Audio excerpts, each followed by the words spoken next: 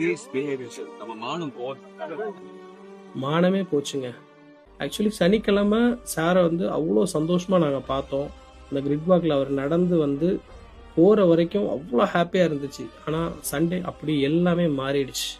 Actually அந்த கிரிக் வாக்கில் நடந்த பிரச்சனை என்ன அப்படின்னா, அஜித் சார் அங்கேருந்து வரும்போது எல்லாரும் கும்பலாக ஓடி போயிட்டு போகும்போது அங்கே நிற்கிற எல்லா கார் மேலேயும் டச் பண்ணுறது, டேமேஜ் பண்ணுறது.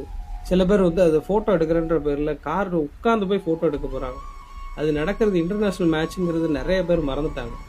அதில் வந்து சில பேர் மது அருந்துட்டு வந்திருந்தாங்க. அங்கே வந்து என்ன சொல்கிறது, ரொம்ப கத்துறது வைக்கிறது, இது வந்து அஜித் சாருக்கு ரொம்ப ப்ரெஷர் ஆயிடுச்சு.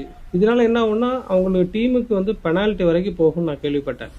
அதே டைமில் அங்கே வந்து அஜித் சாரோட கார் வந்து ஸ்டார்ட் ஆகலை. அங்கே இருக்க எல்லாருமே நீங்கள் பார்த்துருப்பீங்க. அதுவும் அவங்களுக்கு ரொம்ப ரொம்ப வருத்தமாயிட்டு, தயவு செஞ்சு இனிமேல் குடிக்காமல் வாங்க. இந்த சில பேர் பண்ண தப்புனால தான் நேற்று இப்படியான ஒரு விஷயம் ஃபோட்டோ எடுக்க முடியாமல் கஷ்டப்பட்டு, அது நீங்கள் போகிறத பார்க்கும்போது எனக்கு அவ்வளோ கஷ்டமாக இருந்துச்சு. சார் அதுக்கு மேலே ரொம்ப வருத்தப்பட்டார்.